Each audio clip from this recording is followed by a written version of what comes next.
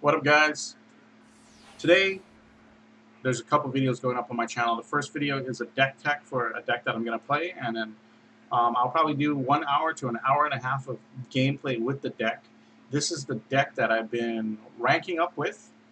Um, I played it from rank 9 or something to whatever rank I am now, and I kind of fluctuated a little bit back and forth at rank 5.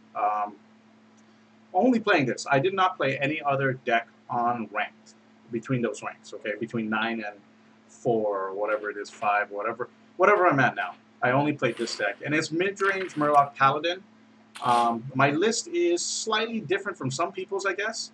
And what I did was I basically took an HS replay list a few days back. I took one of the more popular deck lists, and I changed a couple endgame cards. I know a lot of decks were running Lich King and were running Ragnaros the Light Lord. I took both of those out. I added Black Knight, and what was the other card that I added? A second Bone Mare, I think? I'm not really sure, but this is the list I've been playing.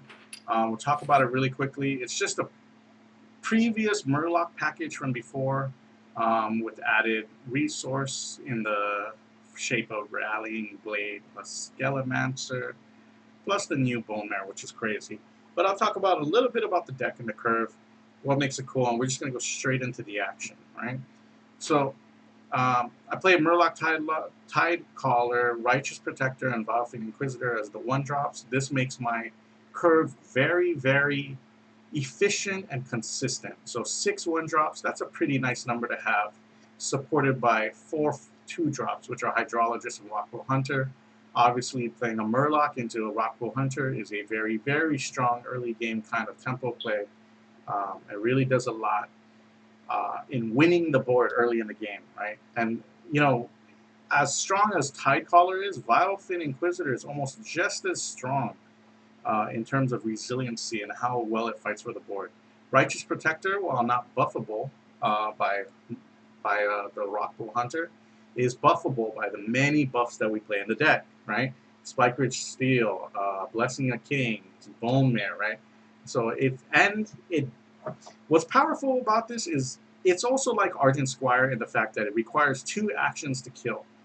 But even better than that, it protects the rest of your board for such a little mana investment.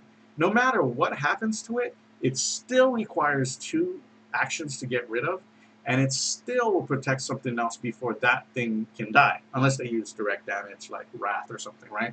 So if you hide a Tidecaller behind it, if your opponent doesn't have direct damage or removal, right, he still has to get rid of this protector, and it's going to be inefficient because the protector requires 2 actions. No matter how big the creature is, you still got to get through the body, right?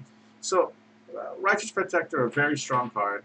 Vilephian Inquisitor, one for right now, like in this meta, creatures that have 1/3 stats are just really, really strong. Vilephian Inquisitor is no exception, obviously. Synergy with its battle cry and Murloc Tidecaller, right? Hydrologist, just a cool card. You know, there's a lot of nuance to the card, what secrets you want. We can talk about that later when we get into gameplay.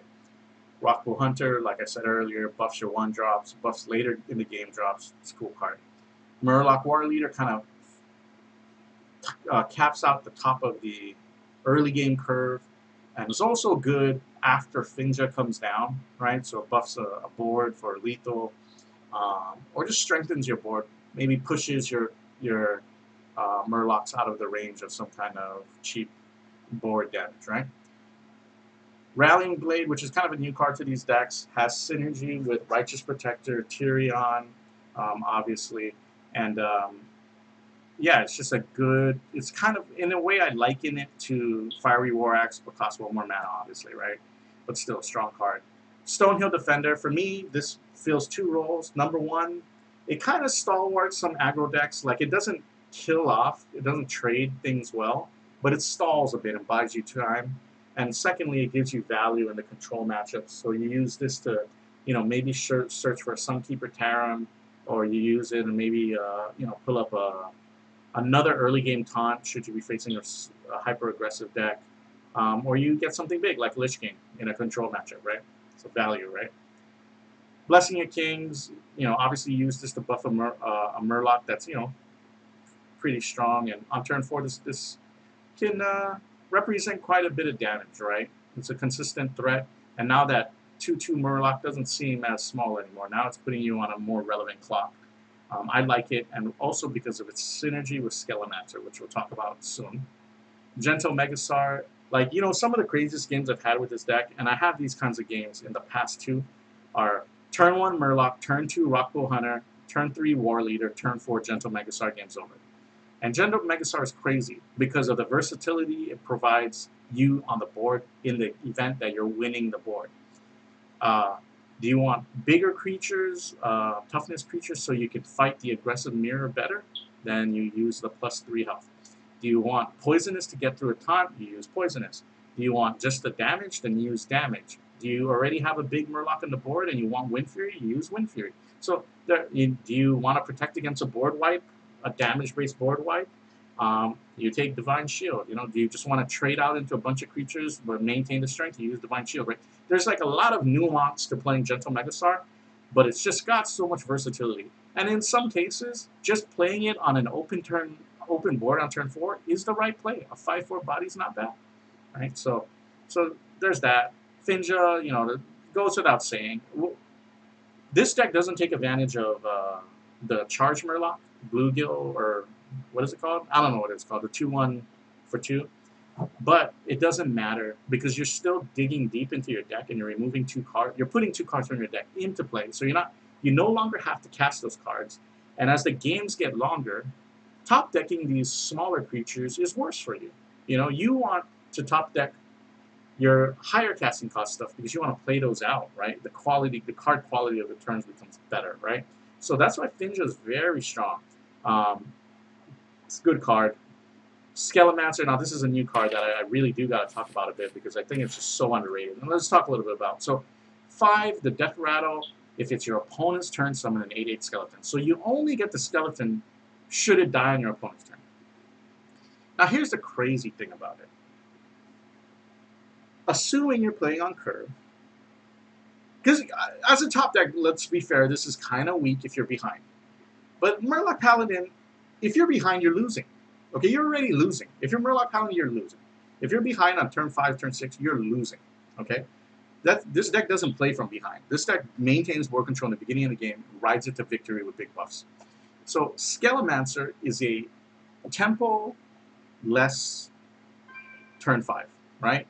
For 5 mana, you get 4 points worth of stats. It's weak. But the opponent is not going to remove this because he knows that he has to deal with an 8/8. And if he does, then that means he still spends 2 actions. So he trades on the board with whatever existing board he has, which he probably doesn't have because you're playing a board-centric Paladin deck at this point. But if he does, he trades out into it, then he uses removal to kill the 8/8. Okay? The absolute worst case scenario is he plays Silence on it and then removes it. Right? Now, this is not going to happen often on turn 5. But what will happen on turn 5 is you already have a board of something, a Murloc or a Megasar or whatever. You have some semblance of a board. You drop this. So the damage that you are forecasting for the next turn is not great. But there's a board. And if your opponent wants to deal with the board, he's going to have to kill the Murlocs or whatever the existing board is and leave this alone. So what happens is on turn 6, you follow this up with Blessing of Kings or with a Spike Ridge Steel. And now that 2/2 has now become a 6/6 or a 3/8. And now that threat is much bigger and unavoidable. Like the Kings is not that big a deal, but if you put a what is that thing called, Bone Mare or Spike Ridge Steel on this, your opponent has to deal with it because it has taunt. It's in the way. Your opponent has to answer this card. A lot of naysayers will say that, well, you must really be a scrub because the tempo loss is so big, and the opponent dictates when this creature dies. If the opponent doesn't want to kill the creature, he doesn't have to kill it. And I will say that that's only partially true. Because the fact of the matter is, if you don't kill this 3/8 guy, That means the rest of my board dictates what it wants to do for the rest of the turn, as well as the Skelemancer. So now that 3/8 Skelemancer can trade down or damage the rest of your board and still keep it alive. And every time the Skelemancer kills something and stays alive, it's one value for me, right? And it's basically you stalled yourself out from doing any actions, right? So this is, and Skelemancer, this card is crazy. And people always misplay around it. It's only day 5 of the season, but people always misplay around this card. They think of some convoluted way of dealing with the first body, and then they're like, okay, I'm gonna kill this, and then after that, I'll just trade everything into the 8/8, or I'll do something to kill the 8/8. And oftentimes they forget about the 2/6 that comes with the Spike Ridge Steed, right? So Skelemancer is the card, and it also protects you versus board wipes because no longer, now you have a big Murloc board and you play this on turn 5. That's your defense should a priest play Dragonfire on your turn 6, because now, hey, they clear that board, spent all their mana, but now they have to deal with the 8/8, which is about the same amount of stat damage that you had on the board with the Murlocs beginning of that turn, right? And these are all just small things that really make this card a lot better than it seems on paper. This card is good, okay? Worth trying. If the meta is more aggressive, like if there's a bunch of Pirate Warriors, I probably wouldn't play Skelemancer. I'm not sure. Maybe I wouldn't. I would probably go with the Corpse Stealer or whatever, the 4/4 guy, whatever he is. I probably would play that instead. But right now, this meta is relatively slow, full of druids. This is the fucking card. It's a bomb. Spike Ridge Steed, obviously you run 2 of these because of the synergy. Sunkeeper Terran, which is just great because often you'll just go wide on your board. And decks like Jade Druid, they want to get like a big taunt out there or just build a bigger board of Jades, right?